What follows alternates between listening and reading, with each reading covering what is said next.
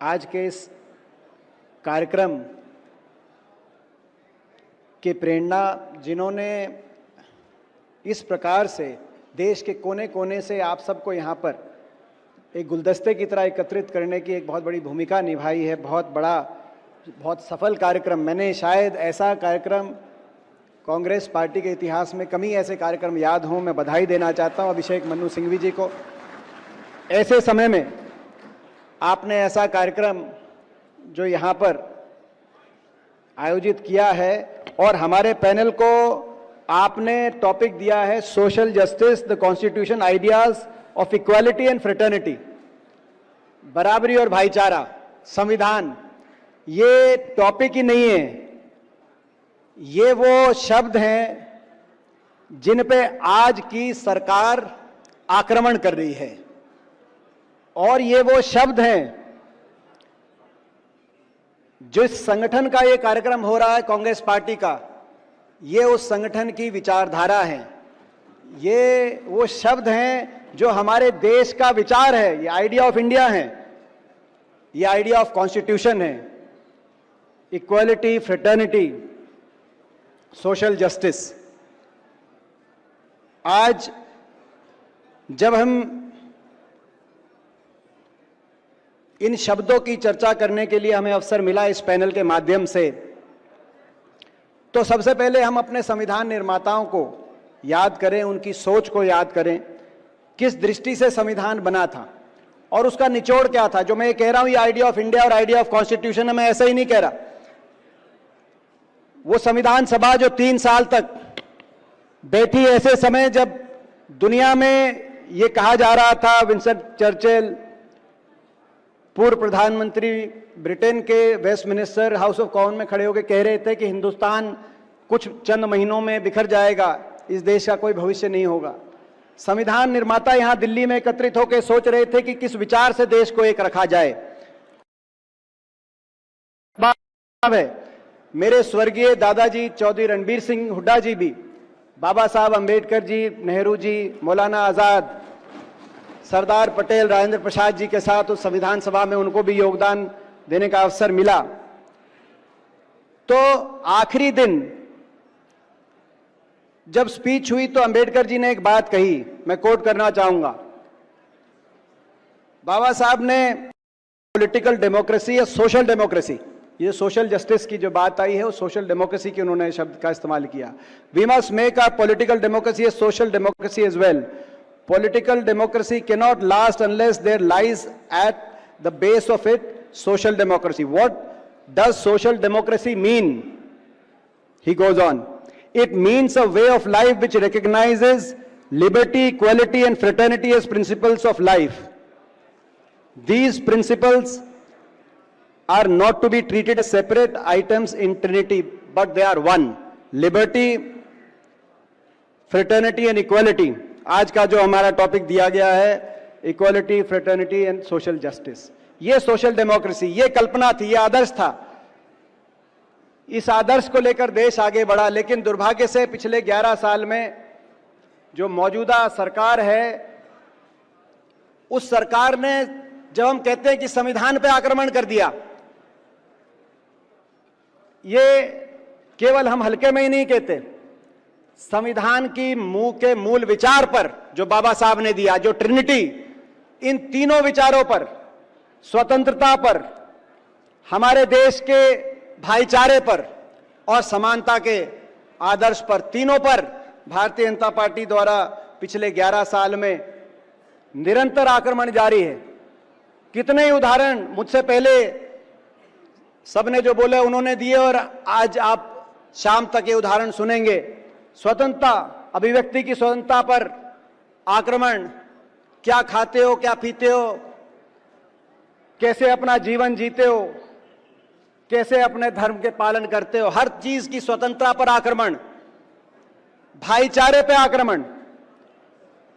इस तरीके से प्रखर रूप में देश के भाईचारे को तोड़कर अपनी राजनीतिक रोटी सेकने का उदाहरण शायद हमारे देश और भारतवर्ष के इतिहास में नहीं मिलेगा, जो पिछले 11 वर्ष में देखा गया है। भाई को भाई से लड़ाकर, जाति और धर्म की राजनीति कर एक भाई को दूसरे भाई का दुश्मन बनाकर, एक भाई का डर दूसरे भाई को दिखाकर, कहीं जाति के आधार पर, कहीं धर्म के आधार पर भाईचारे पे आक्रमण और समानता के विचार पर आक्रमण लगातार। और जब समानता का विचार, समानता का क्या अर्थ है? आर्थिक समानता, सामाजिक समानता। आर्थिक समानता आज आप देख रहे हैं कहां पहुंच गया हमारा देश। दुनिया की सबसे आर्थिक असंतुलित अर्थव्यवस्थाओं में देश की गिनती हो रही है। और सामाजिक भाईचारे पर लगातार जो सभी हर वर्ग के अधिकार जो हमारे संविधान में जिनको सुरक्षित किया गया, उन अधिकारों पे के प्रति क्या सोच है? जैसे मैंने कहा कि आक्रमण हो रहा, आक्रमण ही नहीं, इनकी विचारधारा ही संविधान के विरोधी विचारधारा है। भारतीय जनता पार्टी और इसकी पूर्वज विचारधाराओं ने जिस तरीके से हमारे देश के स्वतंत्रता संग्राम को, आजादी की लड़ाई को जिस दूरी से देखा था, ये उतनी दूरी से देश के संविधान को भी इन्होंने कभी अपने मन से अपनाया नहीं।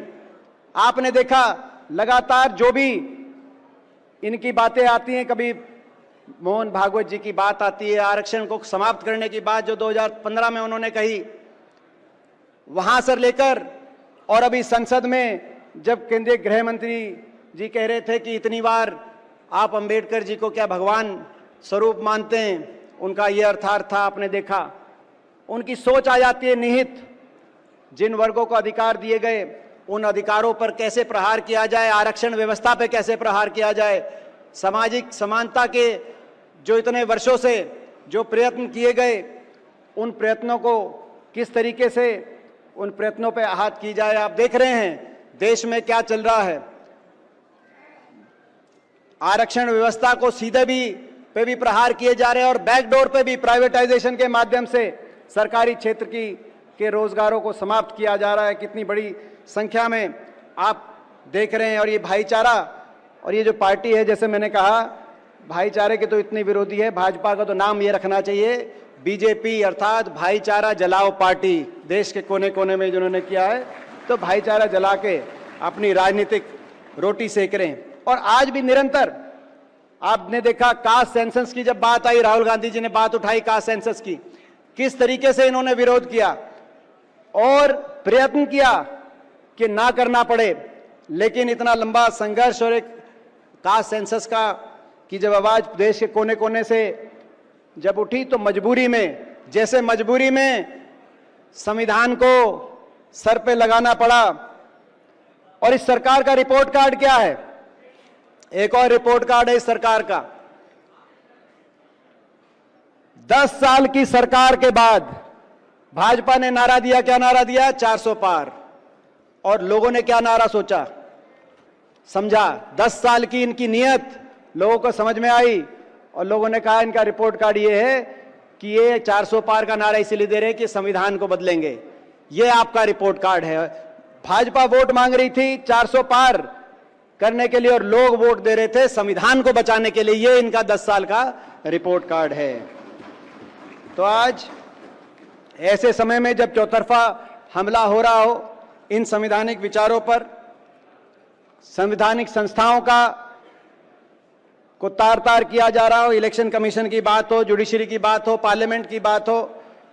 आपको याद होगा पार्लियामेंट को दरकिनार करके कैसे 3 कृषि कानूनों को ऑर्डिनेंस के माध्यम से पारित किया गया और उसके बाद बड़ा लंबा आंदोलन हुआ। 750 किसानों ने अपनी जान दी, लेकिन उनकी तरफ लेकिन संसद को दरकिनार करके देश चलाया जा रहा हो।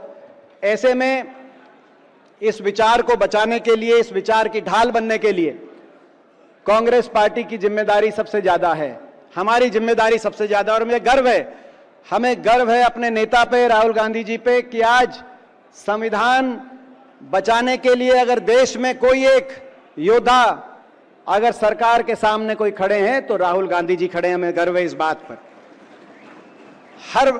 आपने देखा हर वर्ग की लड़ाई किस तरीके से राहुल जी लड़ रहे हैं। हर वर्ग के अधिकारों की लड़ाई, सामाजिक न्याय की लड़ाई राहुल गांधी जी जैसे लड़ रहे हैं। कास्ट सेंसस की बात हो, आरक्षण व्यवस्था को 50% से भी आगे बढ़ाने की विचार की बात हो, भूमि अधिग्रहण की जब उन्होंने सुधार किया किसानों को लेकर, चाहे वो उसकी बात हो, और चाहे हमारी तमाम सरकारों में हम धन्यवाद करते हैं। हमारे तेलंगाना के अंदर कास्ट सेंसस करके हमने दिखाया, हमारे आदरणीय सिद्धारमैया जी बैठे, कर्नाटक में हमने कास्ट सेंसस करके दिखाया ताकि हर वर्ग को उनकी संख्या के अनुसार उनको अधिकार मिले। तो आज ये लड़ाई हम लड़ रहे हैं और हमें विश्वास है कि आने वाले समय में न्याय की जीत होगी। ये जो आदर्श हैं, ये जो मूल्य हैं, ये देश के मूल्य हैं। भाजपा और आरएसएस ने जो इन पे आक्रमण किया है, ना सिर्फ हम ढाल बन के उनके इस आक्रमण को विफल करेंगे, लेकिन आने वाले दिनों में इस संवैधानिक मूल्यों की जीत का परचम पूरे देश में और लाल किले से भी वो परचम लहरा। मैं एक बार फिर मनु सिंघवी जी को बहुत बहुत मैं धन्यवाद करता हूं, बहुत बहुत मैं इनको बधाई देता हूं कि आज का जो ये कार्यक्रम, ये ऐतिहासिक कार्यक्रम है और सही समय पे कार्यक्रम है। बहुत बहुत धन्यवाद।